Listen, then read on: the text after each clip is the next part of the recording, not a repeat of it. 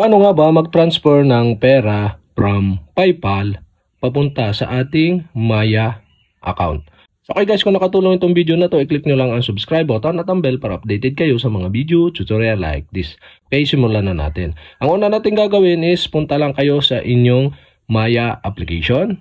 Open nyo lang. At once na nandito na kayo sa inyong Maya homepage, punta lang kayo dito sa may card.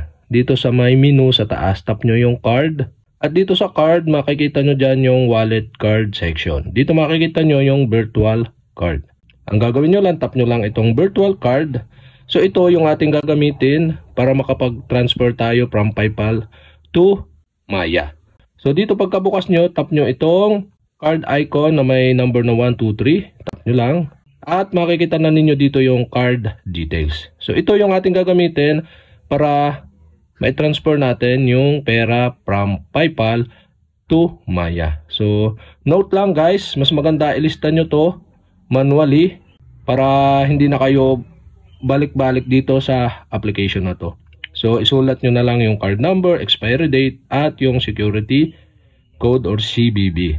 At kapag nailista nyo na or naisulat nyo na, punta na kayo sa PayPal application. Ayan, open nyo lang yung PayPal application nyo. At once na nakalagin na kayo dito sa inyong PayPal application at nandito na kayo sa inyong homepage, so makikita na ninyo yung balance. So ito yung ating tatransfer na pera papunta sa ating Maya account. So okay, ang gagawin nyo lang dito, tap nyo lang itong inyong balance at mapupunta kayo dito.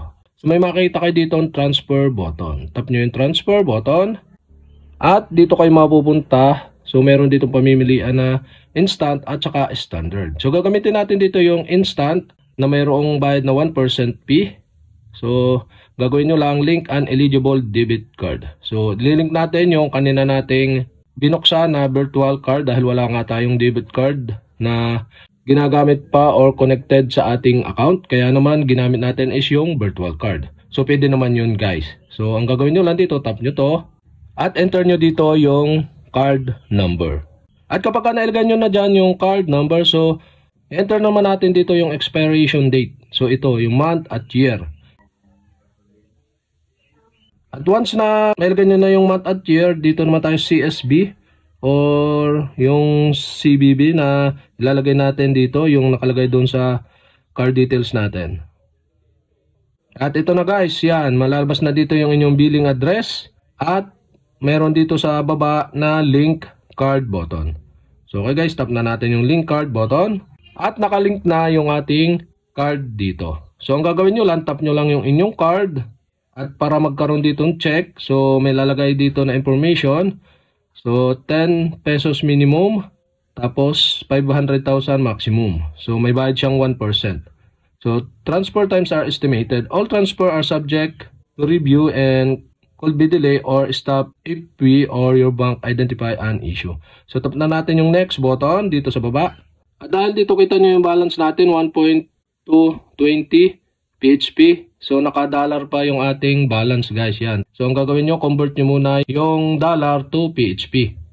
So, okay, paano nga ba siya i-convert from dollar to PHP para ma-withdraw na natin tong pera. So, okay guys, punta lang kayo sa inyong Chrome application. Punta kayo sa paypal.com at ilagin nyo yung inyong account. At yan na nga guys, dito sa PayPal homepage, makita niyo dito yung PayPal balance nyo at saka yung estimated into USD or dollar.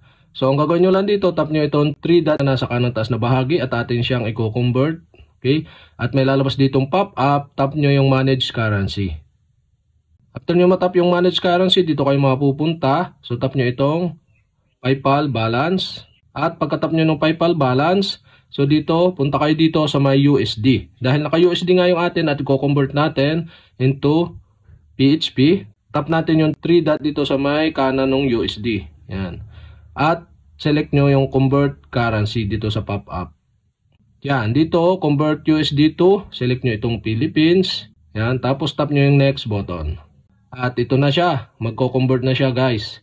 So, conversion amount. So, enter lang natin dito yung i-convert natin kung magkano. Halimbawa 37.31, sagad na natin. So hindi aring sagad. So bawasan natin guys.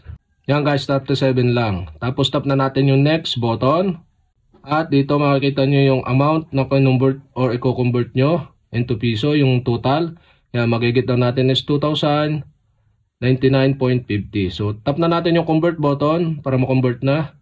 You converted $37 USD to 2,099.50 PHP. Yan, tap na natin yung done button. At na-convert na natin. Yan guys, so makita nyo nasa PHP na yung balance. Okay, punta tayo sa home nito para makita natin. Yan guys, naka PHP na rin dito. At 0.31 USD na yung USD. Yan guys, so ganun lang kadali mag-convert. So balik na tayo sa mismong PayPal. At dito, tap natin yung transfer. At dito, select natin itong Mastercard na inilink natin kanina. At tap natin yung next button. At dito yan, makikita na natin yung balance is 2,100.70. Yan, na-add yung ating available balance nung nakaraan. So, atin lang dito ilalagay is 2,000. So, okay, convert tayo ng 2,000. Yan. Tap na natin yung next button. At dito, so, okay, makita nyo yung info. So, matatanggap daw natin is 1,980 PHP. So, okay guys, sagad na natin yan. Back tayo. Gawin na natin 100. Yan, tap next. At yan, matatanggap na natin is 2,079. So, dito estimate arrival is 1 to 3 business days. But, merong 1% na P. So, automatic siya na papasok agad pagka yun ang pinili nyo. So, tap na natin yung transfer. 2,079 PHP now. Button dito sa baba. Pagka okay na. Yan. At you transfer 2,079 PHP. So, okay. Ito yung estimated arrive 1 to 3 business days. You transfer money to Mastercard prepaid na ginawa natin or virtual card do sa ating Maya account. So, tap na natin yung done.